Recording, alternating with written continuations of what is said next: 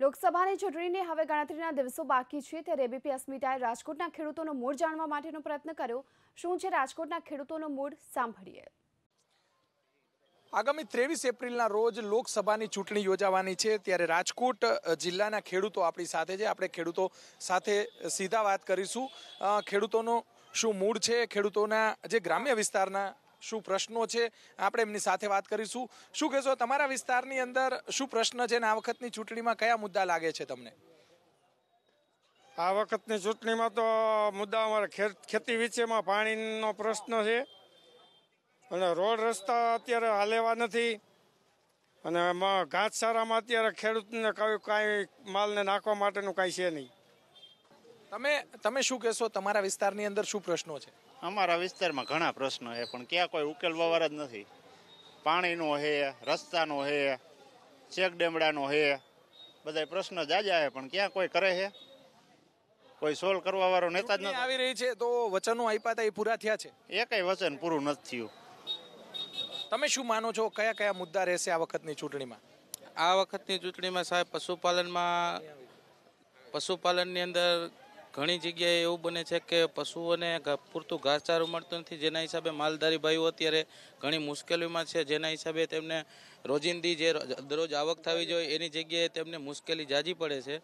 આવી બાબતે ખેતી વિશે ઘણું ધ્યાન દેવા જેવી બાબત છે। મોટાભાગનું બજેટ તો કૃષિલક્ષી છે। કૃષિલક્ષી બજેટ જે છે એ સેટ આમ આદમી સુધી પહોંચતું નથી, જે તે છે એ ગામડા સુધી પહોંચતું નથી। કોઈ પશુપાલન વિભાગમાં કોઈ જાહેરાત થાય તો પર્સનલી કોઈ પશુપાલકોને કોઈને મળતું નથી, કોઈ ફોર્મની વિતરણ થતી નથી, કોઈ માહિતી મળતી નથી। આના આધારે પશુપાલકો તથા ડેરી ઉદ્યોગ પડી ભાંગે એવી શક્યતા છે। તમે શું માનો છો દાદા, કયા મુદ્દા લાગે છે આ વખતની ચૂંટણીમાં? મોદીજી આવશે એવું દેખાય છે અમને, એ સિવાય બીજું કોઈ સારું નથી। હા ભલે બીજો શું કરી દે, આ કાંઈક કરશે એમ, બીજું કાંઈ પ્રશ્ન રહેતો જ નથી, બધું પૂરું થાય છે। શું કામ મોદી આવશે? મોદીનું કામ એવા સાહેબ, શું કામો કર્યા? કામ એને જો આ રાજકોટ ડેમમાં પાણી અત્યારે ગોંડલ ચાલુ છે, બહુ સરસ કામ કર્યા। જે 50 વર્ષ નથી થયા એવા અમને 5 વર્ષમાં બતાડ્યા છે, એને લઈને આવશે। ગામડાનો વિકાસ થયો છે? ગામડાનો વિકાસ પૂરો, અટાણે કયો યુવાન તમને નાનો ધંધે ચડી ગયા બધા, ખૂબ સારું। ચોક્કસ અન્ય ખેડૂતો પણ આપણી સાથે જ, યુવાનોના શું પ્રશ્નો છે ગ્રામ્ય વિસ્તારમાં? સાહેબ, ખેતીનો મુખ્ય આધાર પાણી છે અને પાણીને બચાવવા માટે સરકાર પૂરેપૂરા પ્રયત્ન નથી કરતી, એવું મેં એવી રીતે કહી શકીએ છીએ। કારણ કે પાણીને બચાવવું હોય તો ગામનું પાણી ગામમાં, એના માટે ચેકડેમ ઊંડા કરવા પડે, જેના માટે સરકારની આ સુજલામ સુફલામ યોજના અત્યારે સંપૂર્ણ રીતે કાર્યરત નથી। અને બીજું, ઓછા પાણીએ ખેડૂતો સારી ખેતી કરે એના માટે અત્યારે ટપક પદ્ધતિ ખૂબ જ ખેડૂત માટે ફાયદાકારક છે, પણ અત્યારે ટપક પદ્ધતિમાં આચારસંહિતા દરમિયાન ખેડૂતને ટપક પદ્ધતિ સરકાર આપતી નથી અને ખરેખર ટપક પદ્ધતિ ઉનાળામાં જ ફિટિંગ થઈ શકે છે, પણ અત્યારે સરકાર આચારસંહિતાના બાને નથી આપતી। અને બીજું, ટપક સિંચાઈ પદ્ધતિ ઉપર 12% જીએસટી આપ્યું છે, તો ઓછા પાણીએ સારી ખેતી સરકારને કરાવી હોય તો સસ્તામાં જીએસટી દૂર કરીને ટપક પદ્ધતિ આપવી જોઈએ ખેડૂતને। તમે શું માનો છો, યુવાનોના શું પ્રશ્નો છે ગ્રામ્ય વિસ્તારની અંદર અને માલધારીઓના શું પ્રશ્નો છે? કહેવાનું ખાસ કરીને એટલું મહત્વનું છે કે ઘાસચારો અને પાણી બાબતે અત્યારે પીવાનું પણ પાણી અમારા સાતડા ગામમાં નથી। રાજકોટ તાલુકાનું સાતડા ગામ છે, અહીંયા પીવાના પાણીની મોટી અછત છે। જો કાયદેસર આ પ્રશ્નનો હલ નહીં થાય તો આજી વખતે અમારે લોકસભાની ચૂંટણીમાં એવી ગણતરી છે કે બધા ખેડૂત ભાઈઓને થઈ અને આંદોલન કરવાનું થાય છે, બહિષ્કાર કરવાનો થાય છે। ખાસ કરીને અમને કોઈ પણ સરકાર આવે એના સામે વિરોધ નથી, પણ અમારા પ્રશ્ન ઉકેલ થાય એની અમે ખાસ માંગણી છે। હર કોઈ સરકાર આવે એના સામે અમને વિરોધ નથી। માલધારી સમાજમાંથી આવો છો, ગાયો માટે અથવા તો પશુઓ માટે ઘાસચારો અત્યાર સુધી મળ્યો છે ગામમાં? કોઈ વસ્તુ કાંઈ લગી મળ્યું નથી અત્યાર લગીમાં અમને। ઘાસચારો કે પીવાના પાણીની અછત છે, ઘાસચારાની તો પછીનો પ્રશ્ન છે કે કોઈ વસ્તુ પશુ માટે કોઈ સહાય મળી નથી।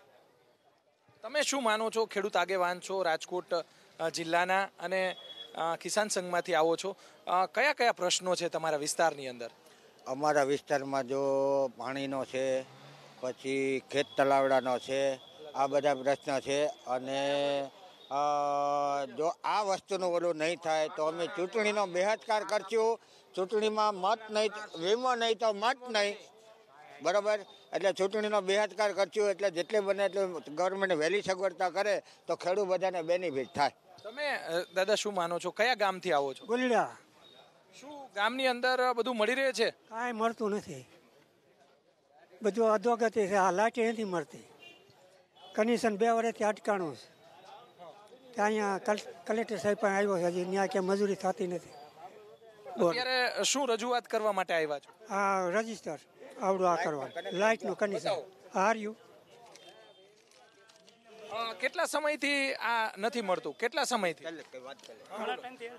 હા 2 વર્ષ થઈ ગયા. હા 2 વર્ષથી આ લાઇટ બંધ છે. કેટલા ધક્કા ખાધા? 15 ધક્કા ખાવામાં ખામી નથી રાખી ત્રંબા, કે અમારો કબજો નથી રહ્યો અમારો. હવે કલેક્ટર પાસે શું કામ નથી મળતું કનેક્શન? શું કામ નથી મળતું? હાલવા દેતો નથી. અમારો શેઠે કેસ કર્યો. તમે શું કહેશો, ગ્રામ્ય વિસ્તારની બહેનોના શું પ્રશ્નો છે, અથવા તો બહેનો માટે 5 વર્ષ દરમિયાન ગ્રામ્ય વિસ્તારમાં શું શું કામો થયા? પહેલા તો જો અમને 100 વાલ પ્લોટ મળ્યો હતો 15 વર્ષથી. હું એમાં જ છું. ક્યાં પંચાયતમાં છું. 15 વર્ષથી આ પ્લોટ નથી મળ્યો. એમ કે આજ કરી દે, કાલ કરી દે, એમ કરીને આજ 15 વર્ષથી આ ધોળવું. પછી આ 1 વર્ષથી આ ધોળવું, નામ સુધારી નથી દેતા. એમ કે આજ દેવું, કાલ દેવું, પણ કોઈ લોકો આપતા નથી. અમને મકાને કરી આપતા નથી, પ્લોટ આપતા નથી. અમે શું કરી બોલો? આ 5 વર્ષ દરમિયાન સરકાર દ્વારા શું ગ્રામ્ય વિસ્તારમાં કામગીરી કરવામાં આવી? રાહત અમારા ગામમાં કોઈ જાતની કઈ રાહત સગવડ થઈ જ નથી. કોઈ વિકાસના કામ થયા નથી ઢાંઢણી ને વીમો હજી મળ્યો નથી. જેને મળ્યો એને પાક સારો મળ્યો ત્યાં સરકારે લાભ આપી દીધો 1000 રૂપિયા મગફળીનો. તમે શું માનો છો, રાજકોટ જિલ્લાના ખેડૂતોના કે સૌરાષ્ટ્રના શું પ્રશ્નો છે? રાજકોટ જિલ્લાના અને સૌરાષ્ટ્રના પ્રશ્નો એ છે કે સરકાર જે વાત કરે છે એ મુજબ કામ કરતી નથી. ખેડૂતને મૃત્યુ દરમિયાન 2 લાખ રૂપિયાની વાત કરી હતી, એમાં એ લોકોએ કોઈ રિસ્પોન્સ આપ્યો નથી. ઘાસચારાની વાત કરે છે, પાણીની વાત કરે છે, પીવાના પાણીના પ્રશ્નોનો મુશ્કેલી છે, એનો કોઈ નિરાકરણ નથી. પછી એક ડમલા બાંધવાની વાત હતી, એમાં એ લોકો આચારસંહિતાની વાત કરે છે. 1.5 મહિના પહેલાં અમે આવેદન આપેલા છે, છતાં એ આવેદનની વાત કરી અને ત્યાંથી વાત પૂરી કરી નાખે છે. આ સાહેબ પાસે જાય તો કે ઓલા સાહેબ પાસે જાઓ, ઓલા સાહેબ પાસે જાય કે ઓલા સાહેબ પાસે જાઓ. એટલે લોકોને યોજનાનું પાણી તો ઘણા ગામડાઓમાં ઠાલવવામાં આવ્યું છે, એનો કોઈ લાભ નહીં. એને એ લોકોએ વાલ મૂક્યા છે દેખાડવા પૂરતા જનતાને. બાકી ક્યાંય લાલપરી ભરવાની વાત હતી, રાંદેડા ભરવાની વાત હતી, ક્યાંય વાલ બિલકુલ ખોલવામાં આવ્યા જ નથી. બિલકુલ હાજી એકમાં જ પાણી નાખવામાં આવે છે. એ લોકોએ વચન આપેલા હતા દરેક ગામમાં આ વાલ દ્વારા પાણી આપવું, એ પાણી અત્યારે આપવામાં આવ્યું નથી. ચોક્કસ અન્ય ખેડૂતો પણ આપણી સાથે છે. શું પ્રશ્નો છે તમારા વિસ્તારની અંદર? અને જે મોટાભાગનું બજેટ છે તે કૃષિલક્ષી બજેટ છે. એ તો બજેટ પાક વીમો મળતો નથી હજી સુધી. હું કાગદાળી ગામથી આવું છું સાહેબ.